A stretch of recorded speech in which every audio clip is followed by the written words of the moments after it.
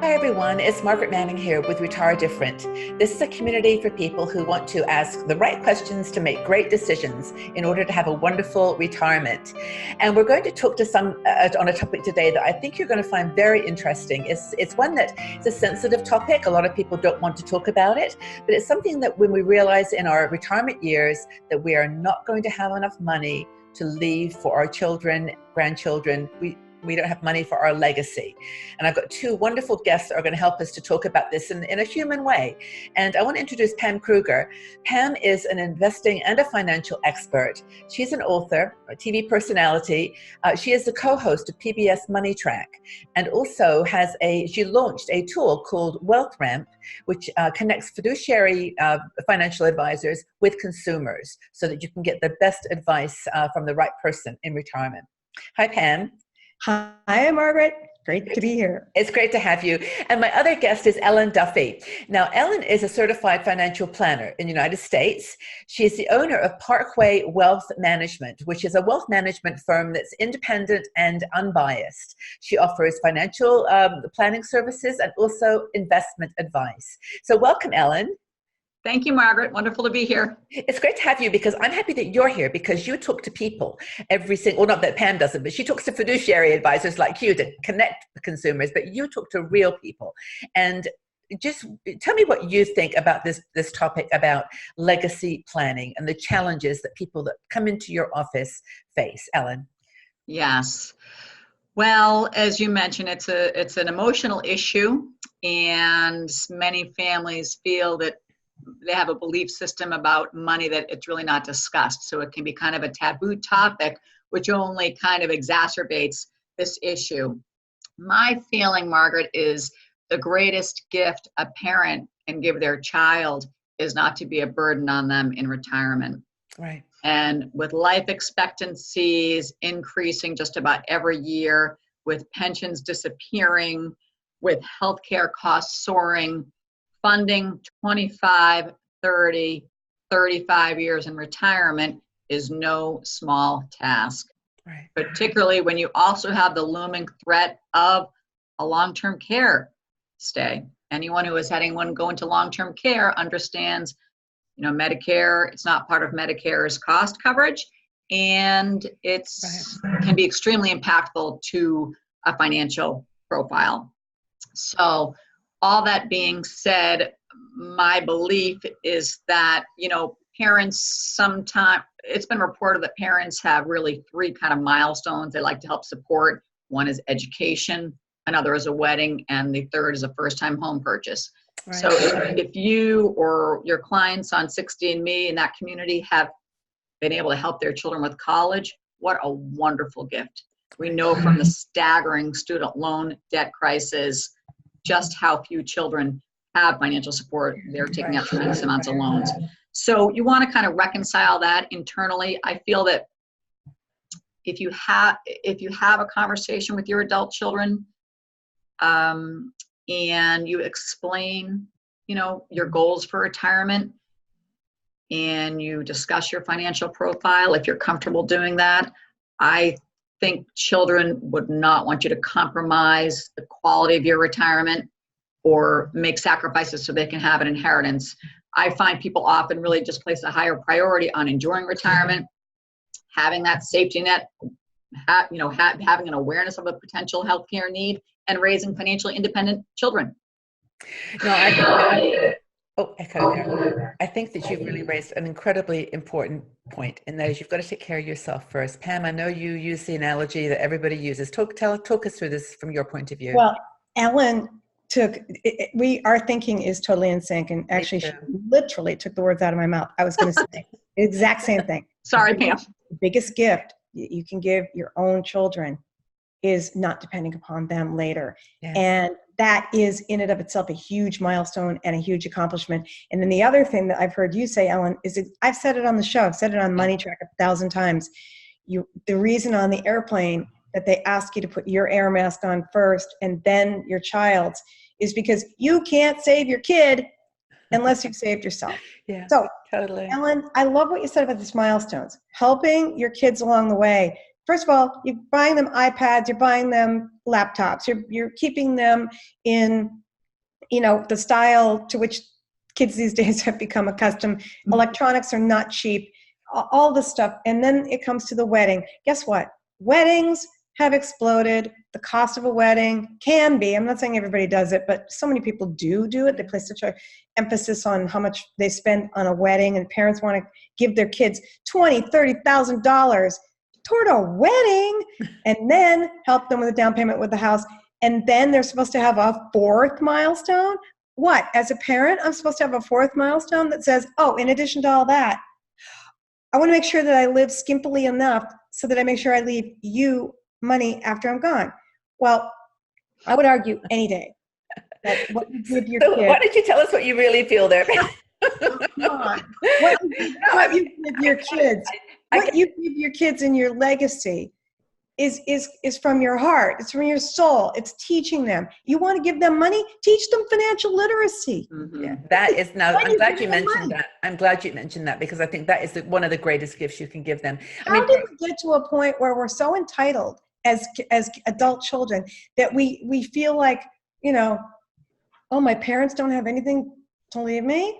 It's like, please, it should be a complete elective, something that's a gift because you have abundance and you can afford to. Not that you're trying to squirrel away extra money and you're not cutting your hair and you're not doing things for yourself in retirement because you're worried that my kid won't like me because I'm not going to, he or she knows I'm not going to be able to leave money. And you've got 3 kids. You've got 3 of them. How are you going to do this? Well, and what you've just discussed, I mean, we laugh about it, and there is a funny side to it, but there's also another side to it where there's genuine need sometimes with an adult child, and sometimes you've got to help them.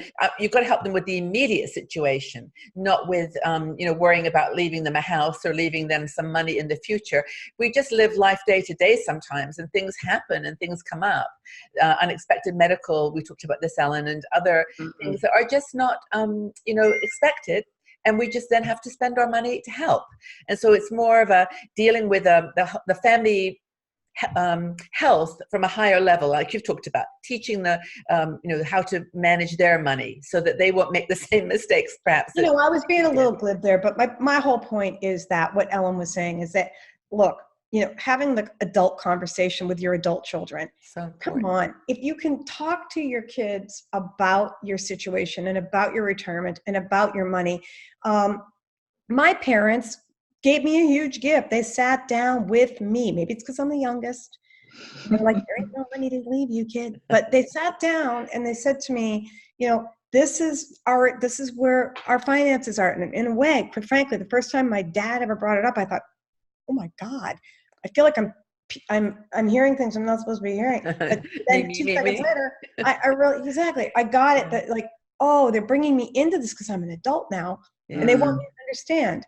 They want me to understand what they have, how they live, how they're going to be able to live, and what that means to me. And they've helped me along the way, all the way, but they can't continue to help me anymore. And you know what?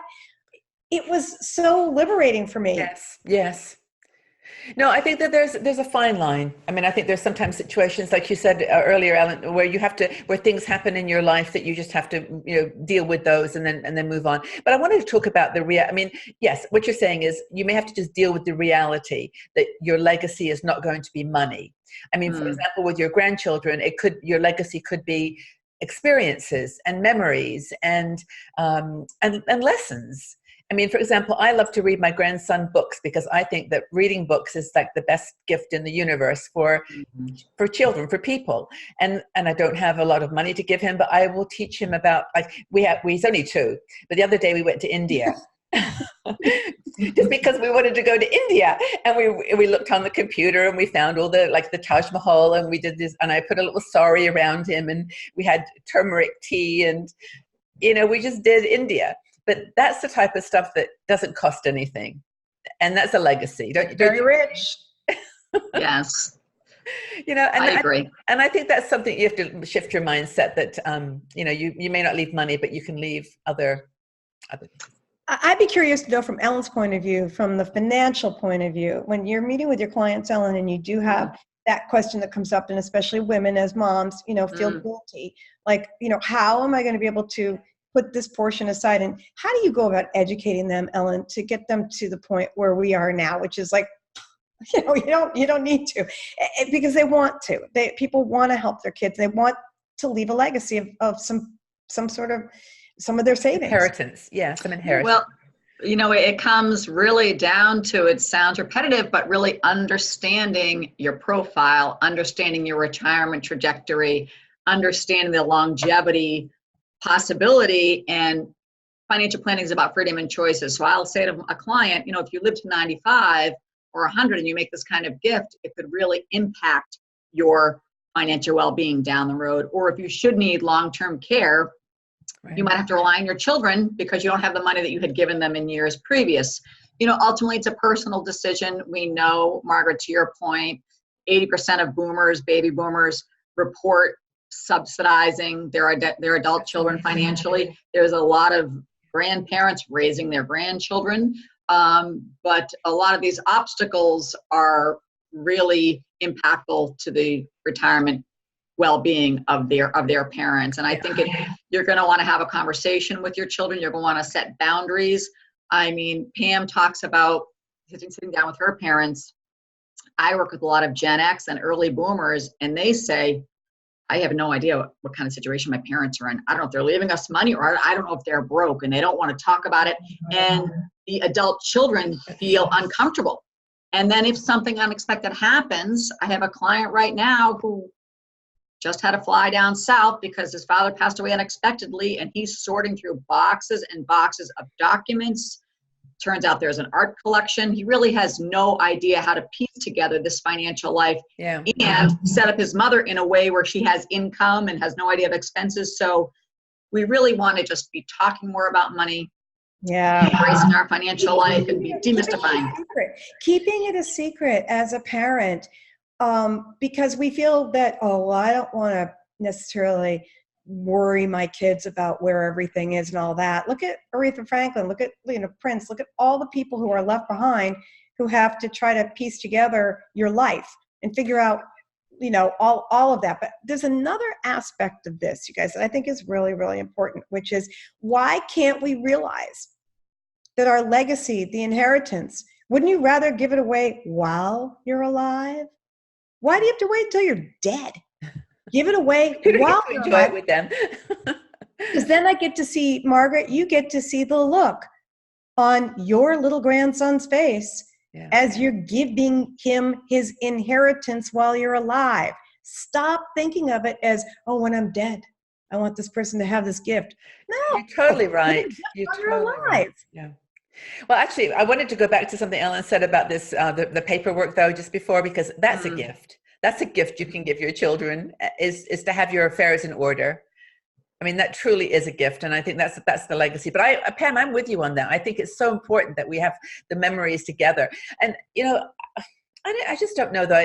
What is it about the mindset, though, that it seems to it's like you're a failure if you don't have the money to give your children when you're done? Because we have defined financial success by somebody else's standards, like someone who's a big family that has money, and you think of it as, you have friends who have, you perceive them as having more wealth than you, and that that their kids, and especially in this generation where we're now 60, right?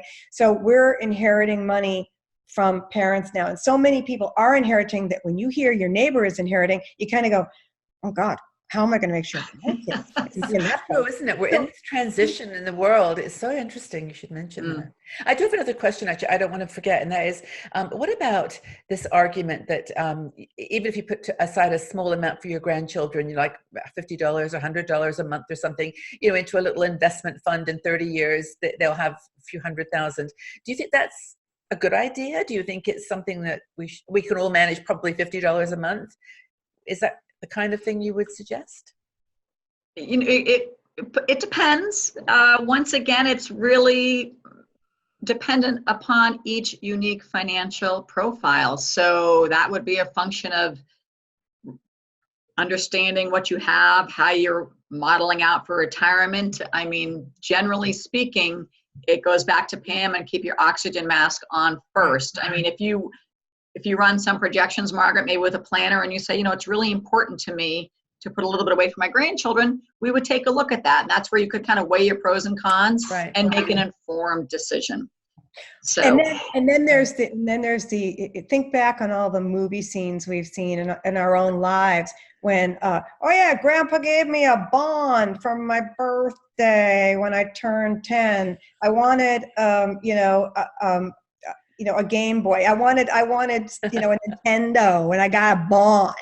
So I mean, that goes back, Margaret, that whole idea of giving small amounts of money away over the children's lifetime so that it adds up is as old as it's always been around. And it's I personally think it's a very doable way to accomplish that. But again, how does the kid feel getting that bond? I think it's great because you're creating something that's going to grow over time. But again, it's like while the child is alive, you have to choose what you want to give. And by doing that when you're alive, if you do the small amounts of money for each child, and you can afford to do that, because that does add up, $30, cha-ching, times how many grandkids do I have? Holy cow. It's not just $30 anymore, right? Yeah. So that's $300 a month, let's say. I think that it just all comes back around to deciding, how you want to communicate with your own kids, especially when they become adults, about the expectation around what happens after you're in your elder years and beyond. Okay. So I think we've covered this really, really well in the sense that we've talked about keeping your own, making sure that you're okay for retirement, making sure that you're going to be okay, and give your children gifts of experience and your love, and, and share, like you said, Pam, share the fun while you're alive, and, share the experiences with them. But, you've had this experience, I'm sure, Ellen, with lots of your people that come in to see you what do you say to them? What's that? Yeah, generally, I think it's about a balance. It's about your priorities. Financial planning is about freedom and choices. And it's really about what works best for you in your own financial profile and your choices. When you talk about saving, $30, $60, $90 a month for grandchildren, well, if you're going to have a 20, 30-year retirement, that may be money that could be invested as well for your own well-being. I totally agree with Pam, though. I do have a lot of clients, especially oncologers, that come in and they've got a shoebox of the bonds, and very thoughtful gift at the time. I recommend experiences. I would think maybe an experience might be more valuable, but every situation is unique. Yeah. And circling back to Margaret on your point about the documents and having your estate, your plans and your affairs in order. That's more than a gift. That's actually, an imperative. So put it on your to-do list. Everyone out there, make sure you have your will, your power of attorney, your healthcare proxy, if you don't already. And communicate it. Yep. Yeah. What I did is I scanned everything. I scanned everything, and I put everything on a little drive for the boys and my children. Someone's calling you for advice. I'm sorry. Honestly, this is the thing I love interviewing Pam and Ellen, is that we're like, this is real world. Like, we're in our living rooms here. We're like talking, and this is about money. It's about life. Don't feel guilty if you can't leave your children any money. No. There's other Margaret, things. I want to point out one thing. I don't for any minute want to think that and I'm speaking for Ellen, I think as well. I am the biggest fan of getting kids started at a really young age and buying some stocks so they can learn and growing their money over time. That's a different exercise than thinking about what you're going to leave behind. Yes, I agree. I'd like to suggest that it's less stressful to think about what you can do while they're here and you're here versus thinking and worrying about after you're gone. I just think it's better to focus on the here and the now, and what you can teach and what you can do to help your grandchildren and your children grow their funds. But as far as legacy goes, you're going to be dead.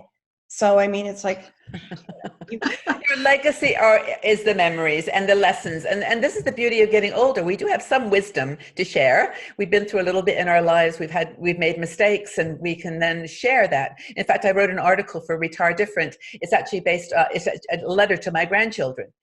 To my two grandchildren. It's actually on the website if you want to take a look at it. I kind of, I just sort of took the step because I felt like I had to write them a letter and say, basically, what money is in your life, how to think about it.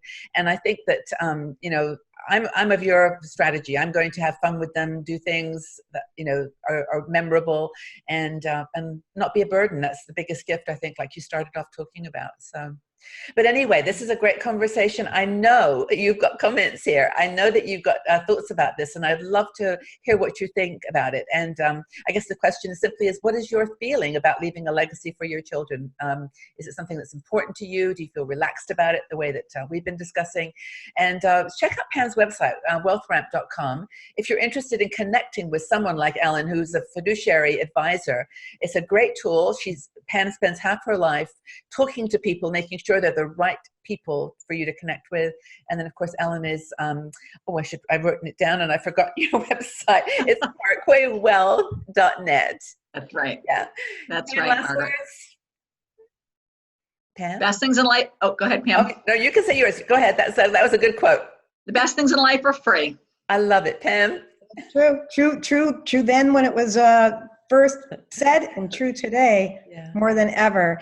And yes, anybody who is thinking about wanting to connect with an advisor who thinks like Ellen and actually sits down and helps co-create a financial plan and managing and helping build portfolios and investments, WealthRamp, I'm very proud of it. So thank you, Margaret, for having me on. I appreciate it. Oh, it's my pleasure. You guys have given me so much inspiration and information, and I hope that you've enjoyed it too. But thank you, Pam. Thank you, Ellen. We'll have you back again soon. Bye-bye for now. Look forward to it. If you enjoyed this video, please subscribe to our Retire Different YouTube channel and check out our website at retiredifferent.com.